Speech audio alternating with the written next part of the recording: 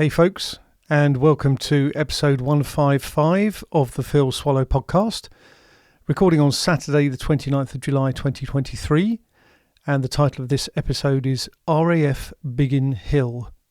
That's in Kent in the UK, former RAF station. It ceased to be an RAF station in 1992. I've got an itchy eye. Does nothing for the audio version of this podcast. Not a lot for the visual one. Anyway, I hope you're doing well. Hope you are doing well. It's been a busy week. It's been a great week. Lots of things happening in terms of creativity and channel. And so without further ado, I'll get on with it. Now, I'm consistently inconsistent because I determined or declared recently that I was going to mention at the top of the show what I'm going to cover in the rest of the show. I haven't really done that. These aren't, kind of formal things. Anyway, today's show, Biggin Hill, RAF Biggin Hill, made 2 visits there in the last 3 days, all for good reason. I'm going to talk about my latest video. It's gone live. Yay! Walk and talk, and they're always good. And a little bit about some exercise regime that I'm starting off on. I'm also going to talk about a couple of things that Sue and I watched on TV recently, because I thought that might be an interesting slot. Get your views and opinions on things. So there's that. We went to see Oppenheimer, one of the big movies out at the moment, that with Barbie, but Sue's interested in seeing Barbie. I'm not so interested, but who knows? Who knows which way this could go? And close with a nice positive about some of the YouTube comments that I've been getting. So, at the top, Biggin Hill ×2. Why have I been to Biggin Hill twice? Well, we stopped there recently, and I mentioned in an earlier episode, we were on the way back from Eltham to Sue's mum in Caterham, and one of the best routes was to go via Biggin Hill. So we stopped there, had a nice cup of tea, I had a chat with them, and we took a leaflet as to some of their forthcoming events, which are online as well, but, we just took the leaflet because we were there. And a few of them took my eye. So one of them was a walk around Biggin Hill, and it's a 2-stage walk. And I did the first stage on Thursday afternoon. It was about 2 hours worth with a guide from one of the team there called Lulu. She was great fun. And the walk is basically all paved walk. So it's a sort of walk that anyone could do. There's no special access to the airfield. You don't go on any rough terrain. You literally walk from, what was the North Camp now, or then, it's the main museum area, down towards Jail Lane. This works if you know the area, or you're prepared to look at it on a map. And then we cross over and come back the other side. And of course, we're stopping at various points to learn some of the history, many things we didn't know. And then as you're going over the main runway, of course, there are the more modern kind of, private jets and things taking off, which is always good fun. And then we finished at the officers' mess area and went back into the sort of restaurant and, cafe and chapel area there, which it's all visible online. So it was great fun. A lot of it, I didn't really know the history. I knew that RAF Red Hill, that's another place. RAF Biggin Hill was a wireless station in terms of wireless technology and the development thereof. In fact, there's a road called Wireless Way in what was South Camp, which is the first area that was ever built in the airfield. And that story was key when we got to World War II because we had like an advantage over the enemy with use of that technology. So we learnt a bit about that. And obviously things that had been and gone, many things that have been and gone over the years. And I think it's later August, there's part 2 of this walk, which is where you do cross some muddy terrain. You sort of go around the other side of the airfield. I think there's 5 stiles that you have to cross. So you kind of need to be able to do that before you can sign up for them. But the first walk, I would say, is accessible. And there's such a spirit in these places. I mean, we looked at 2 of the main buildings that are at the front. One is the old Officer Selection Centre, which I think they're all kind of protected. There's another building right on the very front, and I can't remember the name of that. It was built in the 1930s, 1931, it said on the stone. And they look empty. They are maintained from the outside. I would imagine it's, if walls could speak, if you ever got in there, you'd probably sense certain things if you were there. I'm a great believer in that. And it was it's a very special place up there. And I think when we go the other side, so this is as you're looking at Biggin Hill, where the Spitfire and Hurricane models are on the entranceway. We turned right to go to the South Camp area, Joe Lane, but we're going to go left, so further north, I suppose, to where ultimately where you would go as a passenger now to take a flight from London Biggin Hill Airport. But you go past a lot of the buildings that are still there that were in full use. I think the Metropolitan Police dog training team have a place there, as does, I think there's a ATC squadron, one or two there. So we'll learn more about that when we go on the other walks. That should be great fun. Really looking forward to that. And today's trip, it was quite a short trip for me, really, mainly because I live quite near. And it was a Merlin, Rolls-Royce Merlin engine startup, fire-up. I can't remember what they called it. And interestingly, the way my day worked out, I had some successes on some of the errands and things that I was doing earlier. And the day worked out well because I got there for the first startup, which was at 11 a.m. And the guy had said just before that, or as part of the intro, he said, this isn't a start from an ambient temperature of the engine block. So it would be running for its longest of the runs that it would go throughout the day. I think it's from 11 a.m. till 3 p.m. So we saw a bit more. And it starts off on low revs and then goes up to a more faster rev and spin.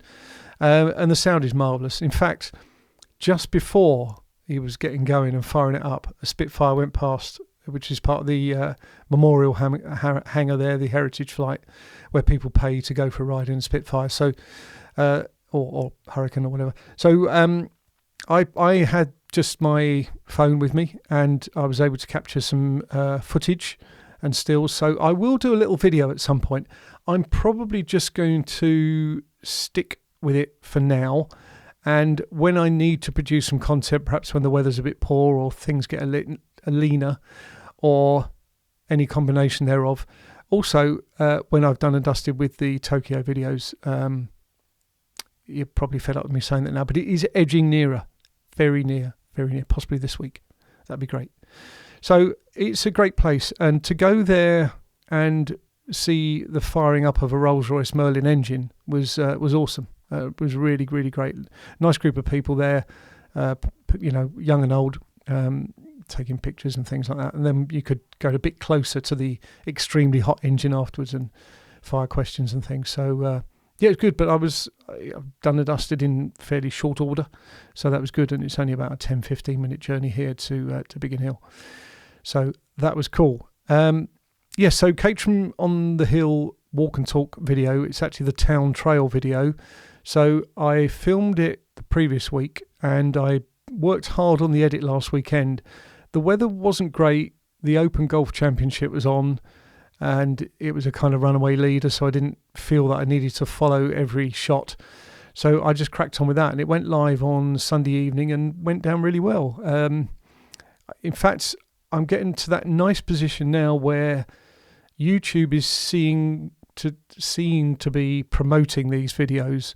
I don't really need to do a massive social media blitz, although I do put it typically on Facebook and maybe Threads nowadays. So I've always maintained that my target audience is the YouTube audience.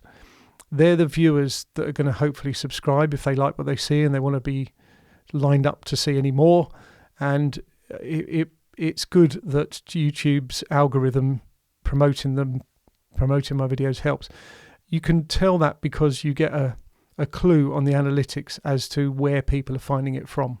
Some are searching for it, a handful, but many are being offered it, and then obviously it just somehow, the magic of algorithms in modern social media and similar things just finds an audience for your content, which is wonderful.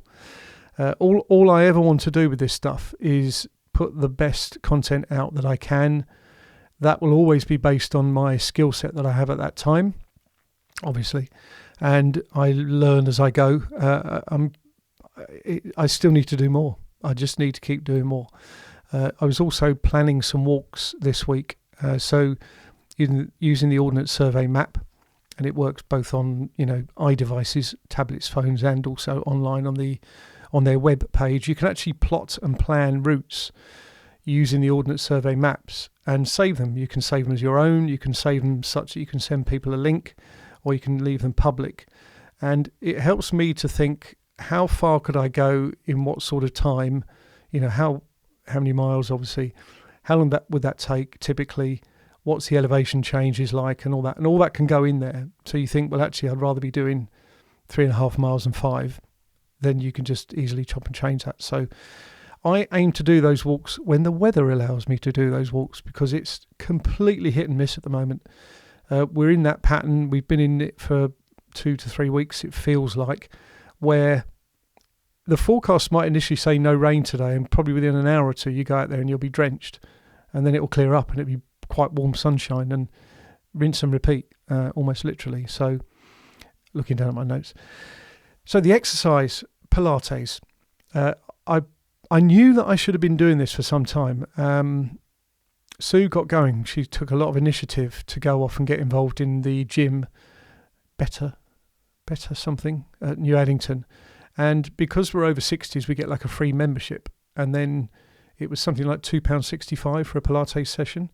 It was hard work. There are one or two things that I didn't find as hard as some of the others. There were quite a few that I found very hard. But that's the right answer in many ways, because you've got to find some of these stretches and get into these positions. I believe I'm capable of it, but I need to kind of do the practice and do the classes to get there. Core strength is very important at our age.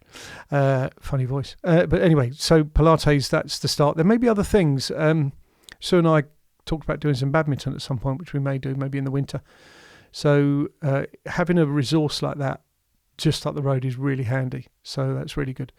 So yeah, it was on Monday. This week, we're both going on Monday again, and in the afternoon I'm playing golf. So that could be interesting. And obviously the weather could be a factor. But anyway, it's all going to happen. So, TV shows. A couple of things that we've watched or are watching. One we've watched, one we're still watching.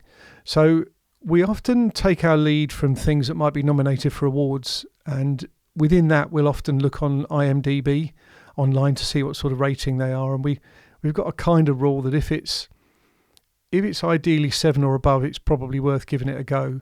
Then it's just down to whether we might like it or not. But we saw one called the Sixth Commandment. I put Sixth Amendment here. I've been watching too much American politics. Sixth Commandment. And it was based on a true story. So there's always a dramatization element of these. But it was so powerful. The story was quite... it's difficult to describe it. Concerning, certainly.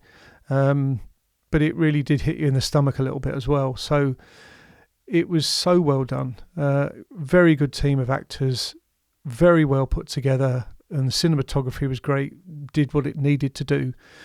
But it was actually so powerful. We often will want to binge and maybe do, there's 4 episodes in this particular show series.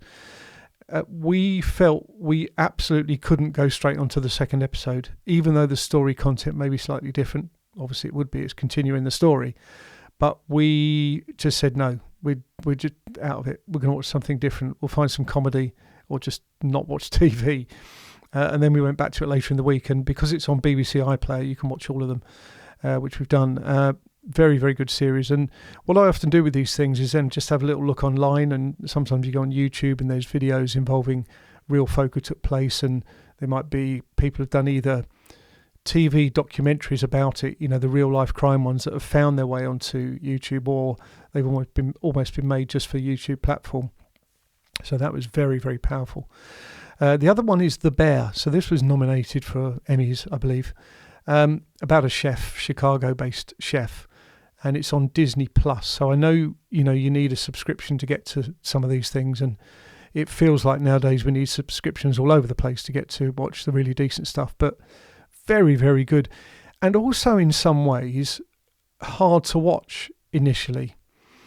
I'm going to struggle to give too much away, but there was a certain, the kind of, the scenario, the opening scenario was such that things weren't settled. People weren't settled in what they were doing in this kitchen arrangement, cafe arrangement, whatever you might call it, burger joint, but it's more than that. And tensions. There was lots and lots of tensions, and tensions between characters, tensions about the situation itself that they were in, and thankfully only 30-minute episodes. So we kind of watched that first one and put it down for a bit and went back soon after. Very, very good. We're now on to season 2, and it's just brilliantly acted, quite very natural in terms, you believe you are a fly on the wall in this establishment, to be honest. And looking forward to how season 2 plays out, and who knows where it might go from there. Sometimes these things are actually better if they're left for a shorter run. So we'll see, but it's extremely watchable. We know that we're going to switch that on. The standard will be high, it'll be where it's at, and we'll be kind of entertained and carried along with the story, which is, the whole aim of these things. So, and yes, we went to see Oppenheimer. That was yesterday. Now, acting performances, brilliant. Cillian Murphy, I mean, he's up there now, but he's only going to get higher. His stock will get higher. He is an extremely talented actor. He's got nothing to prove to UK audiences, and I think Peaky Blinders has probably got, certainly across the pond, it's got a good following, and maybe around the world. He is something else. He brings such a presence to the screen. But there are other performances as well that were equally as good. Robert Downey Jr. was good. Gary Oldman, almost a cameo. Awesome. That guy, honestly, he so watchable. Matt Damon, I could go on, but the performances across the board were excellent. I know it was a long film, 3 hours including the credits and stuff. Probably the first 30 to 40 minutes, it's leading into what the story is going to become, and it almost flicks a switch at that point. So don't judge the film by that first section.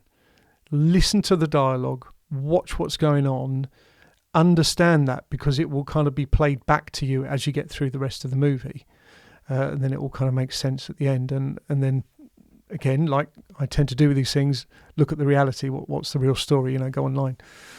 I think also for that particular story, a couple of months back, 2.5 months back, Sue and I were in Nagasaki, so that features in the film. And the way they carried out the presentation of those events was very powerful indeed. And having been to Nagasaki, having seen exhibits in the museum, having read accounts of what it was actually like and how people's day-to-day lives are affected, obviously very powerful as to how they rebuilt, and now they refer to celebrating peace. But having understood that, there were elements of that film which I felt were uncomfortable. I was uncomfortable watching. Sue and I did say at the time when we were there about the some of the words that were put in some of the accounts in the museum from the American side. It's hindsight's a wonderful thing, and there's been many years of hindsight in that particular piece of history. So it's a good, solid, powerful movie. Very well put together. Cinematography excellent. I would urge you to go and watch it. It's good to take part in these events where it almost feels like we're all watching it together. But yeah, it was good.